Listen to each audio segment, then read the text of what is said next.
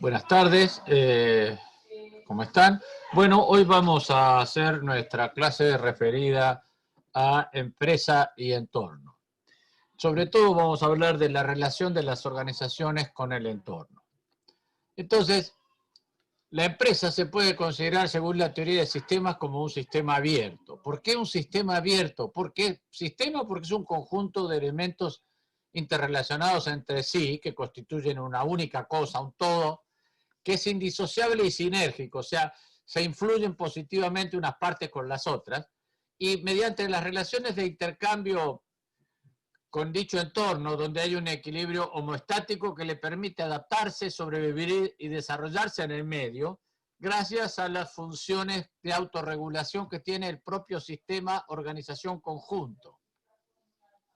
Entonces, las empresas no son entes aislados, existe en este entorno que las afecta y al que responden, y depende del entorno que normalmente le provee los recursos, que luego de alguna manera vuelca a ese entorno en de manera de bienes y servicios que ofrece a quienes integran este entorno en su calidad de clientes.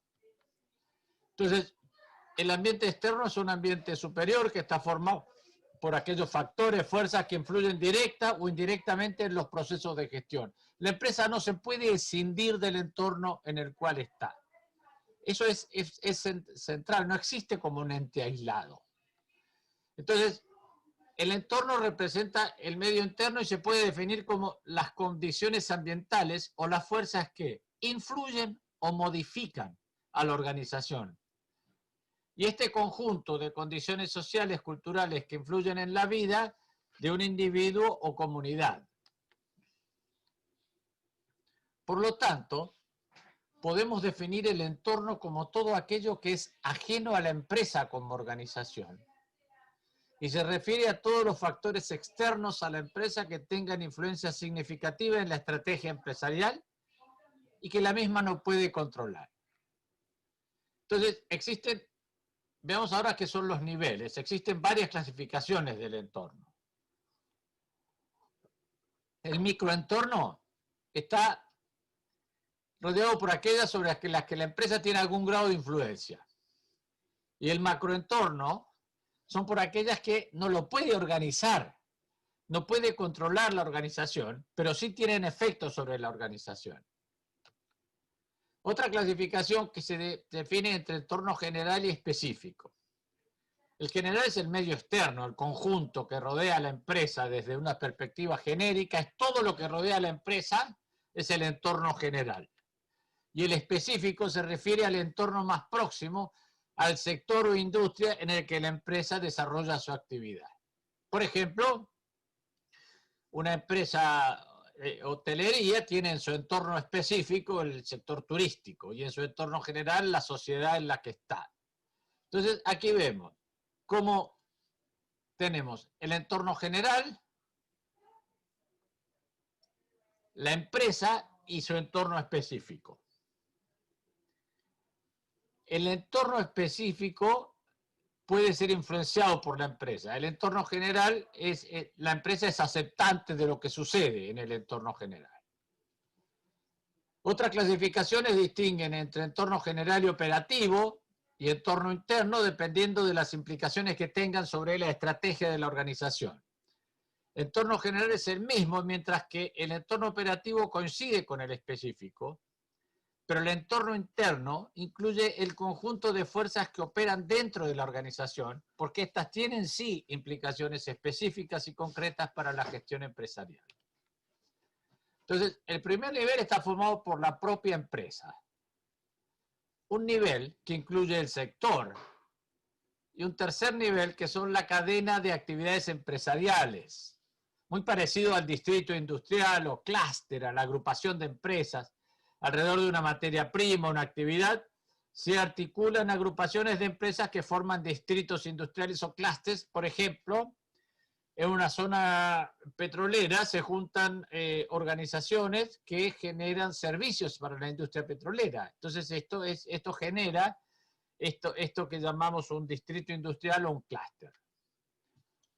Luego tenemos la cuestión geográfica. También hay un entorno geográfico cercano, un entorno geográfico mediático y un entorno geográfico general, que también estos son distintos niveles o distintas formas de clasificar el entorno.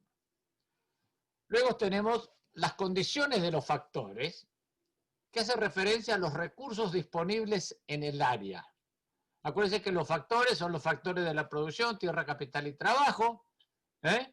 Entonces tiene que haber los recursos con los cuales la organización cuenta. La infraestructura y los equipamientos. Las condiciones de la demanda. La demanda se refiere a las características del mercado donde actúa la empresa. Entonces, para esto hay que conocer la estructura del mercado, el tamaño, la composición, las pautas, el conocimiento de la demanda, los sistemas de distribución y la posición de los clientes y consumidores. Luego tenemos los servicios conexos y de apoyo, que son significativos en cuanto al proceso de innovación y perfeccionamiento, porque esto genera relaciones entre proveedores y clientes y mediatizan esto.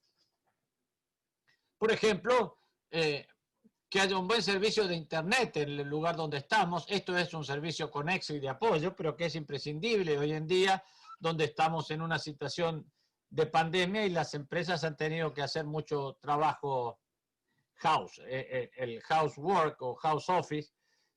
Luego está la estrategia, la estructura y rivalidad de las empresas. Porter, que ya vamos a hablar de Porter, que es uno de los teóricos de la administración modernos, considera que cuando hay en un área un nivel competitivo y un grado de rivalidad, esto hace que las empresas mejoren porque están impulsadas a la mejora por aquellas empresas que son sus competidoras. Finalmente, el entorno global, que constituye el más amplio del análisis, que reúne a todos los otros niveles, cada vez tiene una dimensión más amplia e intensa debido a gran medida a la globalización. Porque no somos indiferentes a lo que pasa en otros lugares del mundo, por varias razones. Globalización hubo siempre, los viajes de Marco Polo, por ejemplo, la ruta de la seda a China. Esto era globalización, lo que pasa es que tardaban 8 meses. Ahora esto es instantáneo y a través del flujo de información que corre en las redes, hoy nos enteramos de todo lo que pasa en el mundo, de lo que está pasando y de las tendencias. Entonces hay que tener en general en cuenta las condiciones generales de la economía, la tecnología, la política, el pensamiento y la sociedad. ¿Qué es lo que las sociedades piensan? Luego tenemos la naturaleza y los hechos fortuitos, la pandemia, que nos cambió la historia, y la actividad empresarial en otras áreas. Entonces, ¿cómo tenemos? Tenemos la empresa, el sector, la cadena, el área y el entorno global, resumiendo de alguna manera esto que veníamos diciendo hasta ahora. Luego tenemos las fuerzas que influyen en la organización. Dentro del entorno general tenemos factores económicos, factores socioculturales, factores tecnológicos, políticos, legales, medioambientales, factores internacionales. Esto lo van a ver más adelante en la administración estratégica, se va a hablar del PESTA, lo que tiene que ver con lo económico, lo social, con lo medioambiental, con todos estos elementos, ¿no es cierto? Entonces, las distintas fuerzas que influyen en la empresa se agrupan en dos grandes bloques, las fuerzas directas y las indirectas. Las directas son aquellas que están en el macroentorno general, factores sobre que la empresa no puede influir. Por ejemplo, la macroeconomía, la internet, lo que sucede a nivel internacional, son cosas que nos superan. Luego tenemos los factores económicos que vienen determinados por la estructura y la coyuntura del país, la región, los principales indicadores de una economía. Por ejemplo, en una economía tenemos las variables y qué implican para la empresa. La inflación, aumento de costos significa para la empresa, disminución de la rentabilidad y a su vez yo diría que falta acá agregar una caída en el consumo. ¿Por qué una caída en el consumo? Porque la inflación implica un deterioro en la capacidad de compra de los clientes que por ahí van a destinar su dinero a cuestiones más importantes que la nuestra y vamos a perder ventas. El déficit justo. Para público, perdón, para la empresa es más gasto del sector público, pero también las consecuencias son más impuestos, más dinero en circulación, menos ventas, quizás más inflación. Crecimiento del desempleo significa que a la empresa le cuesta generar nuevos empleos y un descenso de la demanda. El aumento del dinero, ¿qué significa? El aumento de los intereses del costo de dinero, que hay un aumento en los costos de financiación y posiblemente una caída de la rentabilidad. Y también que algunos proyectos dejen de ser razonables. Luego, si tenemos un descenso en la inversión, lo que vamos a tener es el crecimiento se va a achicar y va a haber una disminución de ventas. Esto significaría lo que genera el entorno macroeconómico, el entorno económico sobre la organización. Y cuestiones sobre las cuales la organización tiene poca capacidad, porque estos elementos que vemos acá son elementos que son consecuencias de la política económica del país. Luego tenemos los factores socioculturales, que son importantísimos. Es cuál es la cultura de la sociedad en la cual estamos, el nivel educativo, el envejecimiento. Yo recuerdo siempre cuando hice la maestría en economía, un profesor español hablaba del just in time. Ustedes ya van a aprender lo que es el just in time, pero es un poco una técnica que hace una reducción de los almacenes, que hace que los proveedores pongan directamente sus productos en la línea de producción del ensamblador. Por ejemplo, el fabricante de asientos para auto pone los asientos de color rojo para armar el auto tal en tal momento en la cadena de producción de la fábrica de autos. Esto significa que tiene que haber una demanda tirando, y la profesora española decía, esto en España no funcionó, porque en España a las 2 de la tarde se come aunque haya demanda. Los japoneses que inventaron esto son capaces de no comer si tienen que trabajar. En España esto no pasa. Luego tenemos los factores tecnológicos, que también son los que evolucionan muy rápidamente y están relacionados con el proceso de innovación que están sometidas todas las industrias. Entonces, el desarrollo tecnológico implica cambios en los productos, nuevos procesos y nuevos sistemas.